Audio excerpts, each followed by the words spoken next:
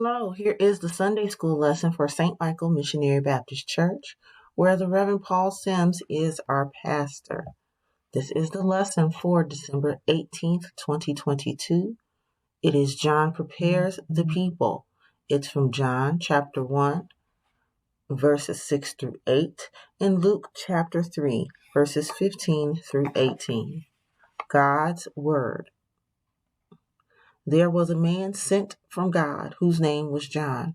He came as a witness to testify concerning that light, so that through him all might believe. He himself was not the light. He came only as a witness to the light. The people were waiting expectantly and were all wondering in their hearts if John might possibly be the Messiah. John answered them all. I baptize you with water, but one who is more powerful than I will come, the straps of whose sandals I am not worthy to untie. He will baptize you with the Holy Spirit and fire. His winnowing fork is in his hand to clear his threshing floor and to gather the wheat into his barn, but he will burn up the chaff with unquenchable fire. And with many other words, John exhorted the people and proclaimed the good news to them.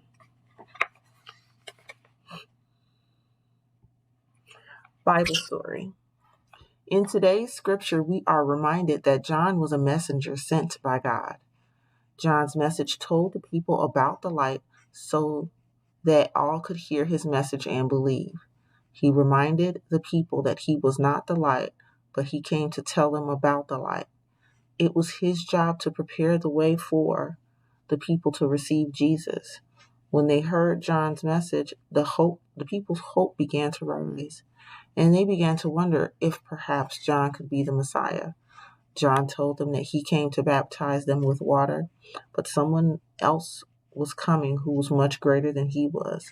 John added that he was not good enough to untie the sandals of the one coming. He clarified for them that the one coming would be the one who would baptize them with the Holy Spirit. He described a scene where someone has a winnowing shovel with him to separate the chaff, that means uneatable seeds, from the grain and gather the wheat into his barns. He added that he would burn the chaff in a fire that never goes out. John continued to preach the good news to the people. Throughout his message, he urged them to change their ways. John was clear about his message, that he was to prepare the way for Jesus. Special message part 1. Mackenzie was on her way back to the classroom when she met Principal Garrett in the hallway.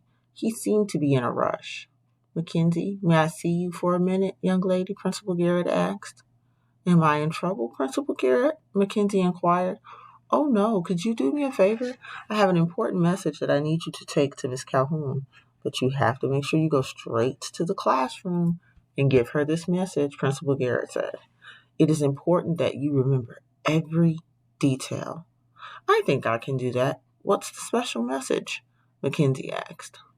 Your class has a special visitor, and the visitor has just arrived.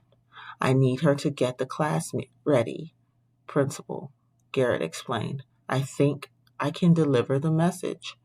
Who is the special visitor? Mackenzie questioned. Exploring the story with Nicholas and Cornelius. Hello, everyone. Nicholas and Cornelius here. Have you ever had a special message that you had to deliver? Were you ever given a special message to carry because someone trusted you? Like today's scripture lesson, where John was given a special message to deliver, Mackenzie was also given one. Why do you think John was chosen to do this, knowing that their message would change someone's life? What do you think they felt?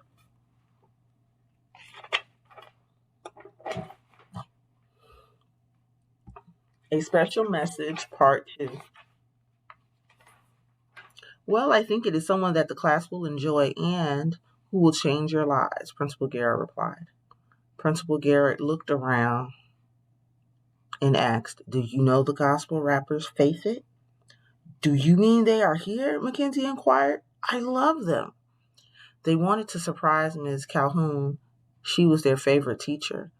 Principal Garrett added, "I will make sure I get the message right. This is so exciting," Mackenzie exclaimed while running down the hall. Each person has a responsibility to carry the message of the good news. Like John, we all have a responsibility to carry an important message. Mackenzie knew that her information would change her class and make Miss Calhoun's day. How would you have delivered the news? Being the one to prepare the coming of something is someone important is a great job. How would carrying this message change your life? Here are the scriptures for next week. Monday, Matthew 1, verses 18 to 25. Tuesday, Micah 5, verses 1 through 15. Wednesday, Isaiah 9, 1 through 7. Thursday, Isaiah 11, 1 through 10. Friday, Luke 1, 26 through 38. Saturday, Luke 1, 39 through 45. Sunday, Luke 1, 46 through 55. Let us pray. Our Father, which art in heaven, hallowed be thy name. Thy kingdom come, thy will be done, on earth as it is in heaven. Give us this day our daily bread, and forgive us our trespasses, as we forgive those who've trespassed against us. Lead us not into temptation, but deliver us from evil. For thine is the kingdom, the power, and the glory forever and ever. Amen. See you guys next week.